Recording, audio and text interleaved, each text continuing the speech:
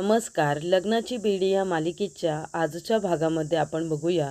इथे रुक्मिणी राघवला म्हणते की राघव आताच्या आता अन्वीला फोन कर आणि विचार ती कुठे आहे. तेव्हा राघव म्हणतो, हो काकू, मी अन्वीला फोन करतोय. आणि तो म्हणतो, बाबा जरा मला फोन देता का, मी अन्वीला फोन करतोय, माझा फोन आतमध्ये चार्जिंगला आहे. तेव्हा इथे रत्नाकर काका आपला फोन राघवला देतात. राघव अन्वीला फोन करत असतो पण तिचा फोनच लागत नाही. तेव्हा इथे शकुंतला म्हणत असते की तुझ्या नातीने माझ्या लेकाला फूस लावली आणि त्याला घेऊन गेले. तेव्हा रुक्मिणी म्हणत असते, याच्यामध्ये फक्त माझ्या नातीची चुकी नाही आहे तर तुझ्या लेकाची सुद्धा चुकी आहे.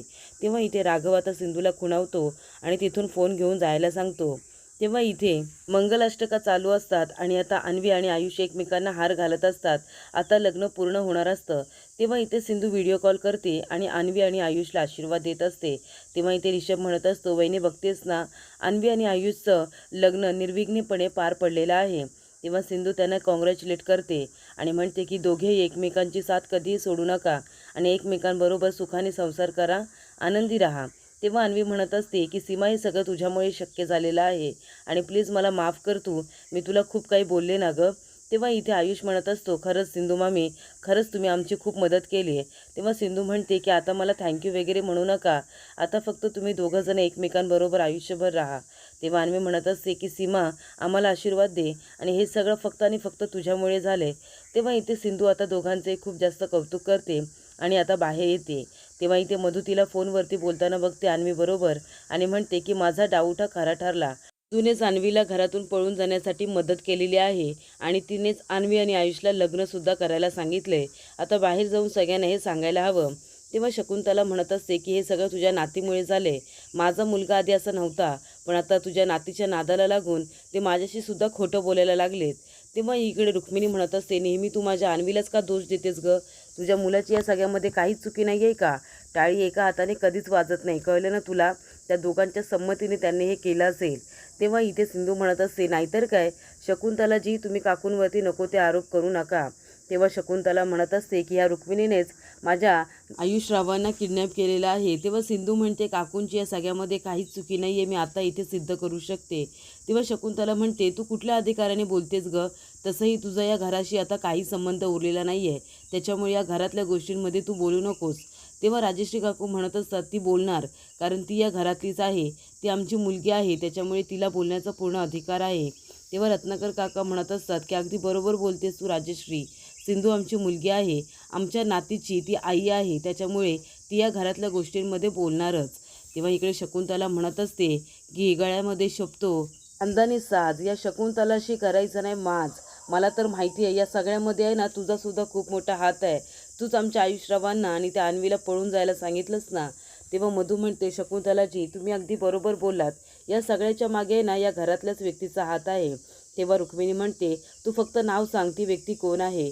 तेव्हा इथे मधू आता सिंधूच्या हातातून मोबाईल घेते आणि म्हणते, सिंधू ती व्यक्ती कोण आहे तुला पण माहिती आहे ना गं. तेव्हा ती म्हणते की आत्ताच सिंधूने अन्वीला व्हिडिओ कॉल केला होता, तिच्याबरोबर फोनवरती बोलत होती. बाबा हे घ्या, तुम्हाला पुरावा हवा आहे ना, याच्यामध्ये पुरावा आहे, तुम्ही नंबर बघा, आताच ती 5 मिनिटापूर्वी अन्वीबरोबर बोलून आलेली आहे. तेव्हा इथे सिंधू गप्पच बसते. तेव्हा इकडे मधू म्हणत असते, बघा तुम्ही सगळेजण बघा, या सगळ्याच्या मागे आहे ना सिंधूच आहे. सिंधूनेच अन्वीला या घरातून पळून जाण्यासाठी मदत केलेली आहे आणि ती आताच फोनवरती बोलून आली आहे आणि करून सवरून आहे ना ती गप्प बसली, तुमच्या दोघींची मजा घेते ती. तेव्हा राजश्री काकू म्हणतात, अगं थोड्या वेळापूर्वी तर तू मधू राघववरती संशय घेत होतीस ना. तेव्हा रत्नाकर काका म्हणतात, आणि जरी सिंधूने हे सगळं केलं असेल ना, फोन केला असेल, तरी तिने अन्वीच्या काळजीपोटीच केला असेल. तेव्हा मधू म्हणते, बाबा काळजीपोटी जरी केला असला ना, तरी अन्वी पळून गेली घरातून आणि त्या दोघांनी लग्नसुद्धा केलं एकमेकांबरोबर. मग या सगळ्यामध्ये कोण बरं असेल, तर सिंधूच आहे. तेव्हा इकडे रुक्मिणी म्हणते, पण ती तर माझ्या समोरच होती ना.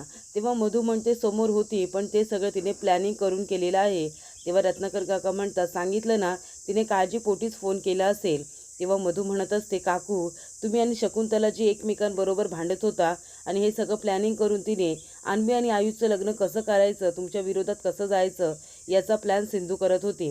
तेव्हा रुक्मिणी म्हणत होती की सिंधू, राघव आत्ताच्या आत्ता मला सांगा की अन्वी कुठे आहे. तेव्हा इकडे त्या सगळ्यामध्ये सामील होता तो ऋषभसुद्धा होता. ऋषभच गेला होता तिला घेऊन.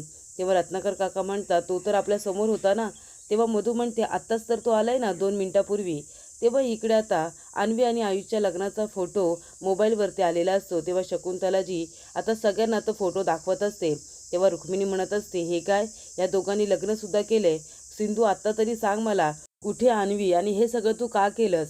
तेव्हा सिंधू म्हणते, काकू सॉरी, मी तुमच्याजवळ खोटं बोलले. तेव्हा राजश्री काकू म्हणतात, अगं सिंधू, विश्वासात घेऊन आम्हाला तरी सांगायचं.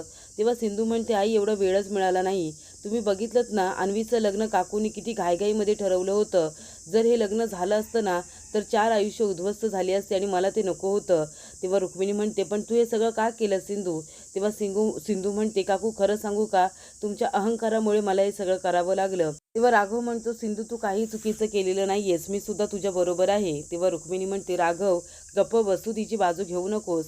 तेव्हा राघव म्हणतो, काकू मी तिची बाजू घेणार आहे आणि नुसती बाजू घेत नाहीये तर मी सुद्धा तिला मदत केली या सगळ्यामध्ये.